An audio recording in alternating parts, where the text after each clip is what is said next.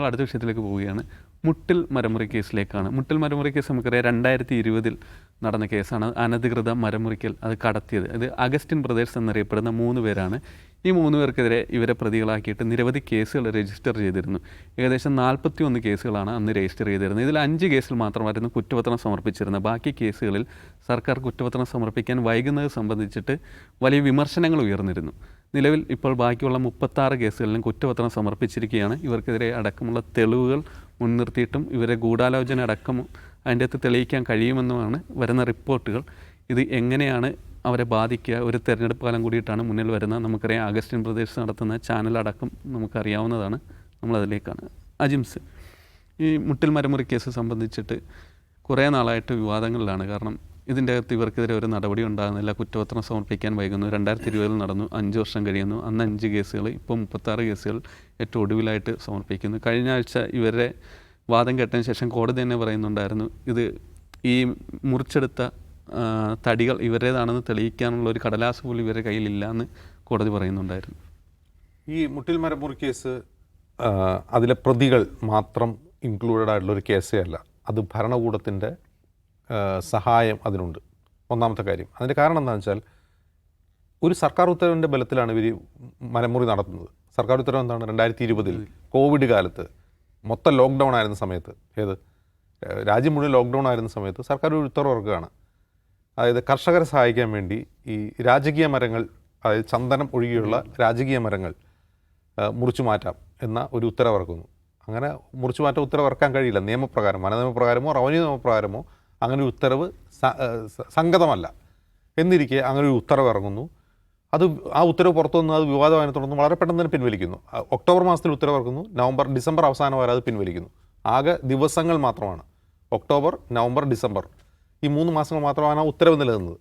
അപ്പോൾ ആ ഉത്തരവ് നിലനിന്നപ്പോൾ മരമുറി നടന്നത് വയനാട്, തൃശ്ശൂർ, ഇടുക്കി, പാലക്കാട് തുടങ്ങിയ ജില്ലകളിലാണ് ഈ മരമുറി നടന്നത്. അവിടെ മറ്റ് ജില്ലകളിലൊക്കെ വളരെ ഈ ഉത്തരവിൻ്റെ ബലത്തിൽ കുറച്ച് മരങ്ങളൊക്കെ അവിടെ നിന്നൊക്കെ മുറിച്ചു എന്നല്ല, വ്യാപകമായ മരമുറി, കോടിക്കണക്കിന് രൂപയുടെ മരമുറി നടന്നു വയനാടാണ്.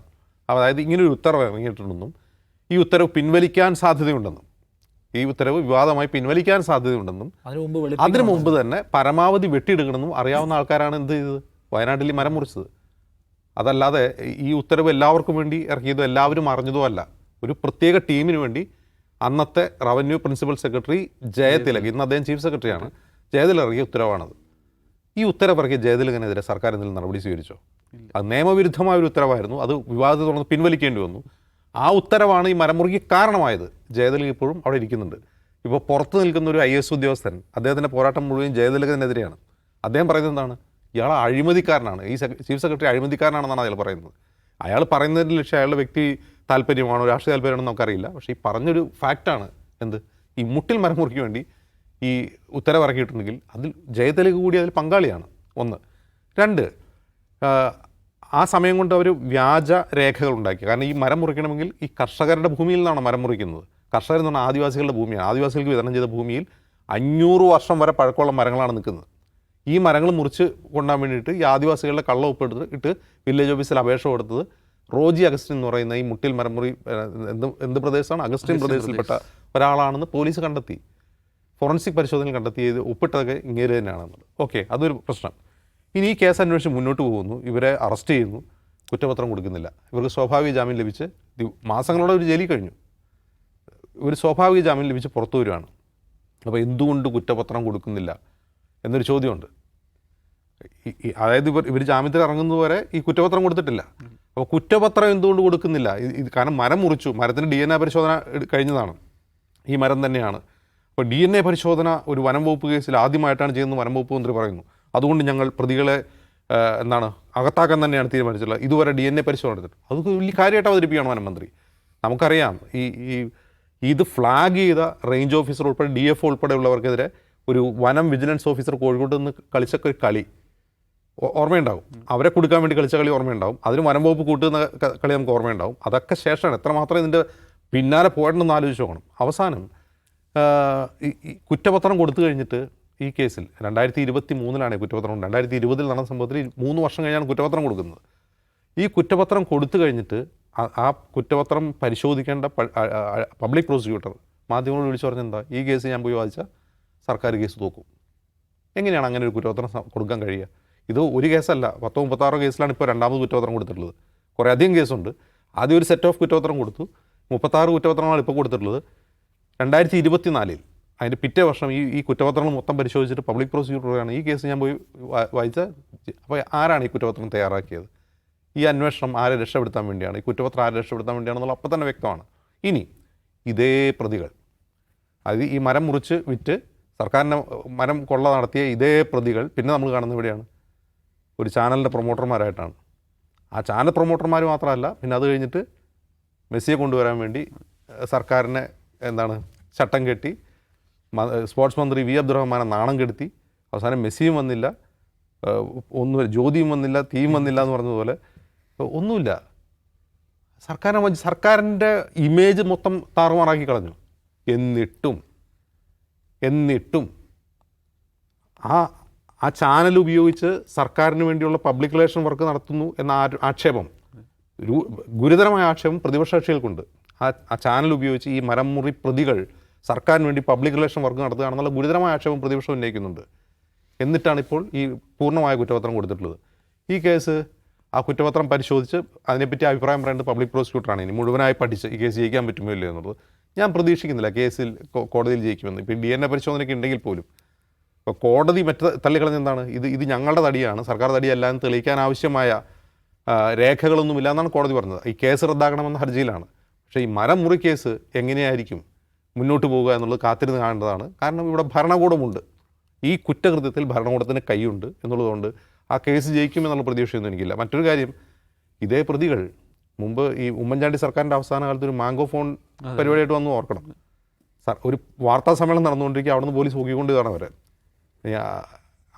അങ്ങനെയുള്ള ആളുകളാണ് ഇതെന്ന് കൂടി ആലോചിക്കുക. അപ്പോൾ ഇവിടെ നമ്മൾ മനസ്സിലാക്കേണ്ടത് ഈ കുറ്റകൃത്യത്തിൽ ആ ഉത്തരവിറക്കിയ ജയതൽ കൂടി പ്രതിയാവേണ്ടതാണ്. അങ്ങനെ ഇല്ല എന്നുള്ളത് കൊണ്ട് തന്നെ ഈ ഭരണകൂടം ഈ പ്രതികൾക്കൊപ്പമാണെന്ന് തന്നെ കാണേണ്ടി വരും. നിഷാദ്, ഒരു വിവാദ ഉത്തരവിൻ്റെ മറവിലാണ് ഈ മരംകൊള്ള നടക്കുന്നത്. പക്ഷേ ഈ അടുത്ത് കോടതി ഇവരുടെ കേസ് പരിഗണിക്കുമ്പോൾ പറയുന്നുണ്ട്, നാട്ടിലുള്ള നിയമങ്ങളെ ഇത്തരം ഉത്തരവുകൾ കൊണ്ടോ അല്ലെങ്കിൽ സർക്കുലറുകൾ കൊണ്ടോ മറികടക്കാൻ കഴിയില്ല എന്ന് കോടതി അടിവരയിട്ട് പറയുന്നുണ്ട്. അല്ല, ഇപ്പം നേരത്തെ അജിംസ് പറഞ്ഞതിൻ്റെ തുടർച്ച ഞാൻ പറയാൻ ആഗ്രഹിക്കുന്നത്, എന്തുകൊണ്ടാണ് ഇവർക്ക് ഈ കോൺഫിഡൻസ് എന്ന ചോദ്യം അവിടെ ഉണ്ട്.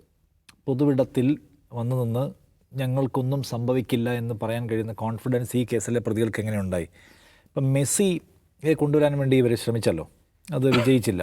വിജയിക്കാതെ വന്നപ്പോൾ അവർക്കൊരു തെല്ല് നാണക്കേടത് ഉണ്ടാക്കി എന്ന് മാത്രമല്ല വലിയ തോതിലുള്ള ആക്ഷേപങ്ങൾ പലയിടത്തും കേട്ടു. അപ്പോൾ അത് പരിഹരിക്കുന്നതിൻ്റെ ഭാഗമായി, അത് മേക്കപ്പ് ചെയ്യുന്നതിൻ്റെ ഭാഗമായിട്ട് തുടരെ അദ്ദേഹം പലതരത്തിലുള്ള, അതിൽ തന്നെ അതിലെ ആൻറ്റോ അഗസ്റ്റിൻ പല ഇൻ്റർവ്യൂകൾ സോഷ്യൽ മീഡിയയിലെ അല്ലെങ്കിൽ യൂട്യൂബിലെ പല അക്കൗണ്ടുകൾക്കും കൊടുക്കുന്നു കണ്ടു. അതിൽ അദ്ദേഹം കൊടുത്ത ഒരു ദീർഘ അഭിമുഖം, അതിലാണ് ഈ 2.5 മണിക്കൂർ കേൾക്കേണ്ടത് കേരളത്തിൻ്റെ ബാധ്യതയാണെന്ന് പറഞ്ഞ് ലെഫ്റ്റ് പ്രൊഫൈലുകൾ വന്നത്. ആ 2.5 മണിക്കൂർ അത് കേൾക്കുകയായിരുന്നു ഞാൻ എന്നൊക്കെ പറഞ്ഞ് ബിനീഷ് കോടിയേരിയൊക്കെ വന്ന് നമുക്ക് ഓർമ്മയുണ്ട്. അതിൽ അദ്ദേഹം പറഞ്ഞൊരു കാര്യമുണ്ട്, ഞാൻ മുട്ടിൽ മരമുറി കേസിൽ തെറ്റ് ചെയ്തിട്ടില്ല എന്ന് ഈ സർക്കാരിനറിയാം. അതൊരു കോൺഫിഡൻസ് ആണല്ലോ.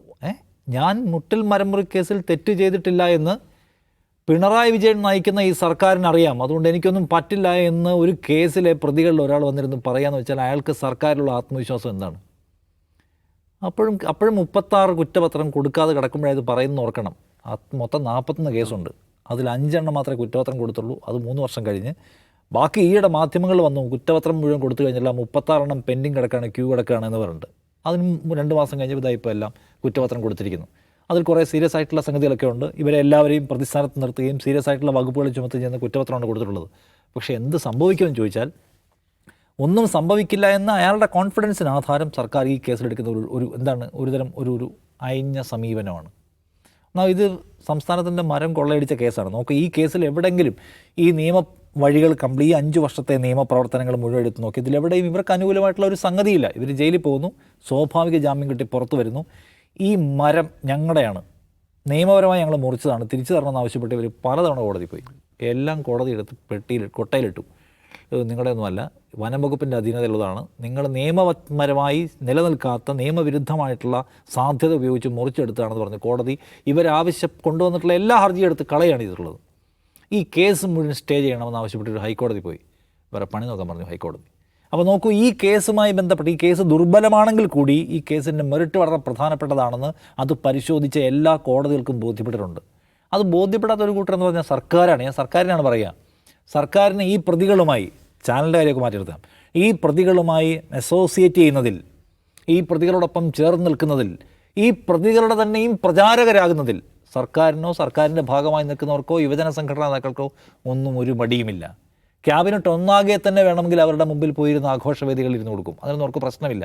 ഇവരാരാണ്? ഗൂണ്ടാലിസിൽ തന്നെ പങ്കാളിത്തം ഉണ്ടായിരുന്ന പിന്നെ പല കേസുകളിൽ പ്രതികളാക്കപ്പെട്ട ഒരു ഷേഡി ആയിട്ടുള്ള പല കമ്പനികൾ, അതുമായി ഉണ്ടായിരുന്ന വിവാദങ്ങൾ, ഏറ്റവും അവസാനം മുട്ടിൽ മരമുറി കേസ് നോക്കൂ. ED പരിശോധിക്കുന്നു. 8 കോടി രൂപ മുറിച്ച മരത്തിൻ്റെ കാശടിച്ച് ലോണ്ടറിങ് നടത്തിയെന്ന് പറഞ്ഞ് ED പരിശോധിച്ചുകൊണ്ടിരിക്കുകയാണ്. ആ കേസ് ED ഇപ്പോഴും പരിശോധിച്ചുകൊണ്ടേയിരിക്കുന്നു. മറ്റേ നമ്മുടെ കൊടകര കേസ് പോലെ 5 വർഷമായി. അപ്പോൾ ED നോക്കൂ, ബാക്കി എല്ലായിടത്തും ED കാണിക്കുന്ന ആവേശം നമ്മൾ നോക്കേണ്ടതാണ്. ഓടിച്ചിട്ട് പിടിക്കാനും ആൾക്കാരെ പിടിച്ച് അകത്താക്കാനും ഒക്കെയുള്ള EDയുടെ പവർ മുഖ്യമന്ത്രിമാരെ പോലും വെറുതെ വിടാത്ത വലിയ സമൂഹമാണ്. പക്ഷേ ഈ റോസ് വുഡ് മറിച്ച് വിറ്റ് 8 കോടി രൂപ സമ്പാദിച്ച് അത് പലയിടത്തേക്കും മാറ്റിയ സ്ഥലങ്ങളെക്കുറിച്ചുള്ള കഥകൾ അത് ഞാൻ പൂർണ്ണമായും പറയുന്നില്ല. പക്ഷേ അതിനെക്കുറിച്ചുള്ള ED അന്വേഷണം ഇപ്പോഴും പുരോഗമിച്ചുകൊണ്ടിരിക്കുകയാണ്. നമ്മുടെ പഴയ ഇൻ്റർനെറ്റ് കമ്മ്യൂണിക്കേറ്റ് കറങ്ങിക്കൊണ്ടിരിക്കുന്ന പോലെ ED അന്വേഷിച്ചുകൊണ്ടിരിക്കുകയാണ്. അപ്പോൾ ഈ ഗുരുതരമായ പ്രശ്നമുണ്ട്. മുറിച്ച പൈസ എന്ന് പറഞ്ഞാൽ എങ്ങോട്ട് മാറ്റി, നിയമവിരുദ്ധമായി കള്ളപ്പണ ഇടപാടിന് വേണ്ടി ഉപയോഗിച്ചു എന്നുള്ള ക്വസ്റ്റ്യൻസ് അവിടെ അടക്കമുണ്ട്. 41 കേസുകൾ. ആ 41 കേസും സ്റ്റിൽ ഓണാണ്, അത് ലൈവാണെന്ന് കാര്യം ആലോചിക്കണം. അതിലേതെങ്കിലും ഒന്നിന് സ്റ്റേ വാങ്ങിക്കാനോ മരവിപ്പിക്കാനോ ഇവർക്ക് കഴിഞ്ഞിട്ടില്ല. അപ്പോൾ ഇത്രയും ഷേഡി ആയിട്ടുള്ള, ഇത്രയും സ്വന്തം സർക്കാരിനെ കുറിച്ച് ആലോചിക്കണം, പൊളിറ്റിക്കൽ ലീഡർഷിപ്പ് ആലോചിക്കണം. അവരുടെ ഭരണത്തിന് കീഴിൽ അവരുടെ ഏജൻസീസ് അന്വേഷണം നടത്തിക്കൊണ്ടിരിക്കുകയും കോടതികളെല്ലാം തുല്യം ചാർത്തി പോവുകയും കുറ്റപത്രത്തിൽ ഗൗരവതരമായ വകുപ്പുകൾ എഴുതി വയ്ക്കുകയും ചെയ്തിട്ടുള്ള ഒരു സംഘവുമായി സഹകരിക്കുന്നതിനോ അവരെ ചേർത്ത് നിൽക്കുന്നതിനോ അവരുടെ പ്രചാരകരായി മാറുന്നതിനോ ഇവർക്കാർക്കും ഒരു തടസ്സവുമില്ല എന്ന് കാണണം. അതിൽ വ്യക്തമാകുന്ന ഒരു കാര്യമുണ്ട്, ഇവരെല്ലാവരും ആ കാര്യത്തിൽ ഒരുമിച്ച് പോവുകയാണ്. അപ്പോൾ അതിലും മരമുറിക്കുള്ള ഉത്തരവ്, അസാധാരണവും വിചിത്രവുമായൊരു ഉത്തരവ് സർക്കാർ ഇറക്കുന്നു. അതിൻ്റെ അടിസ്ഥാനത്തിൽ ആദിവാസികളിൽ നിന്ന് ഫോർജറി നടത്തുന്നു, അവരെ പറഞ്ഞു പറ്റിക്കുന്നത്. ഇത് മുഴുവൻ മുറിക്കാനുള്ള ഉത്തരവ് ഞങ്ങൾക്ക് കിട്ടിക്കഴിഞ്ഞിരിക്കുകയാണ്. ചീറ്റിംഗ് അതിനകത്തുണ്ട്, അവരുടെ പേരിൽ തെറ്റായ രേഖ ഉണ്ടാക്കുന്നതിൻ്റെ ഫോർജറി ഉണ്ട്, കള്ളത്തരത്തിൽ സർക്കാരിനെ മുതലടിച്ചുകൊണ്ട് പോകുന്നതിൻ്റെ മോഷണ കുറ്റമുണ്ട്. ഇതടക്കമായി ചുമത്തിയിരിക്കുന്നത്. അപ്പോൾ അങ്ങനെ ഗുരുതരമായ ഒരു കേസിൽ സർക്കാർ ഏജൻസീസ് അന്വേഷണം തുടരുന്നതിനിടയിലും ആ കേസിലെ ഒരു പ്രധാന പ്രതി വന്നിരുന്ന് പറയുകയാണ്, ഈ സർക്കാർ എന്നെ ഒന്നും ചെയ്യാൻ പോകുന്നില്ല, സർക്കാരിന് എന്നെ വിശ്വാസമാണെന്ന്. അപ്പോൾ ക്രിമിനലുകൾ ആയിട്ടുള്ള മനുഷ്യർ, ഞാൻ പറയുന്നത്, വനം കൊള്ളക്കാരനായ വീരപ്പൻ വന്ന് പറയുകയാണ്, പിണറായി വിജയൻ സർക്കാർ എന്നെ ഒന്നും ചെയ്യില്ല, ഞങ്ങൾക്ക് നല്ല അതിൽ പരം നാണക്കേട് പിണറായി വിജയൻ വേറെ ഉണ്ടോ? ഇല്ല. പിണറായി ഈ കേസിൽ ഷേഡി ആയിട്ടുള്ള മനുഷ്യന്മാർ, കുറ്റകൃത്യത്തിൻ്റെ പേരിൽ കോടതി നടപടികൾ നേരിടുന്ന ആൾക്കാർ വന്ന് ഞങ്ങൾക്ക് സർക്കാരിൽ പ്രതീക്ഷയുണ്ട് എന്ന് പറഞ്ഞാൽ അതിൽ പരം ഒരു നാണക്കേട് പിണറായി വിജയന് വേറെ ഇല്ല എന്ന് പിണറായി വിജയൻ ആലോചിക്കുന്നത് നന്നായിരിക്കും. അപ്പോൾ അദ്ദേഹത്തിന് ആ കാര്യത്തിൽ കേരളത്തോട് വല്ല വ്യക്തതയും വരുത്താനുണ്ടല്ലോ, അത് വരുത്തട്ടെ എന്നേ ഞാൻ പറയുന്നുള്ളൂ. ബാക്കിയെല്ലാം ജനങ്ങൾക്ക് നന്നായി തിരിഞ്ഞിട്ടുണ്ട്. കോടതി ശിക്ഷിക്കുമ്പോൾ പാർട്ടിയും സർക്കാരും നടപടി സ്വീകരിക്കും. യെസ്, കോടതി ശിക്ഷിച്ചാലും വേണമെങ്കിൽ നടപടി സ്വീകരിക്കാതിരിക്കാമല്ലോ. കോടതി ശിക്ഷിച്ചപ്പോൾ തെറ്റായ കോടതിയാണ് എന്ന് പറഞ്ഞിട്ട്, അല്ലെങ്കിൽ തെറ്റായ കാര്യം കുഞ്ഞനന്തൻ്റെ കേസിലൊക്കെ സർക്കാർ എടുത്തില്ല, അങ്ങനെയും എടുക്കാം. ബന്ധം ഊഷ്മളമാകും തോറും കോടതിയും കൂടി തള്ളിപ്പറയാനുള്ള ആവേശം ഒരു പക്ഷേ ഉണ്ടായിക്കൂടായില്ല. പക്ഷേ ഈ 2 വർത്തമാനവും കൂടി പറയരുത്. ഏത് വമ്പനെതിരെയും നിലപാട് സ്വീകരിച്ചിട്ടുള്ള, ഏത് വമ്പനെയും അകത്താക്കിയിട്ടുള്ള ഒരു സർക്കാരാണ് ഞങ്ങളുടെ സർക്കാർ. വലതുപക്ഷ മാപ്ര കൂട്ടങ്ങൾ എന്നൊക്കെ പറഞ്ഞ് മുഖ്യധാരാ മാധ്യമങ്ങളെ മുഴുവൻ അവഹേളിക്കുന്നവരാണ് അവർ. ഞങ്ങളുടെ പാർട്ടി കമ്മ്യൂണിക്കയിൽ വരുന്നതും പാർട്ടി ഫേസ്ബുക്ക് പേജിൽ വരുന്നതും ഒഴിച്ച് ബാക്കിയെല്ലാം തെറ്റാണെന്ന് പറയാൻ വലിയ ശബ്ദം ഉണ്ടാക്കുന്ന ആൾക്കാർ. എന്നിട്ട് അവർ പറയാണ്, ആ 2.5 മണിക്കൂർ. അതെ, ഈ മുട്ടിൽ മരമുറി കേസിലെ പ്രതികൾ ശിക്ഷിക്കപ്പെട്ടില്ലെങ്കിൽ അത് ഈ ഇടതുപക്ഷ സർക്കാരിനെ കൂടിയായിരിക്കും സംശയത്തിൻ്റെ നിഴലിൽ നിർത്തുക. ഔട്ട് ഓഫ് ഫോക്കസ് പൂർണ്ണമാവുന്നു. നാളെ വീണ്ടും ഇരിക്കും.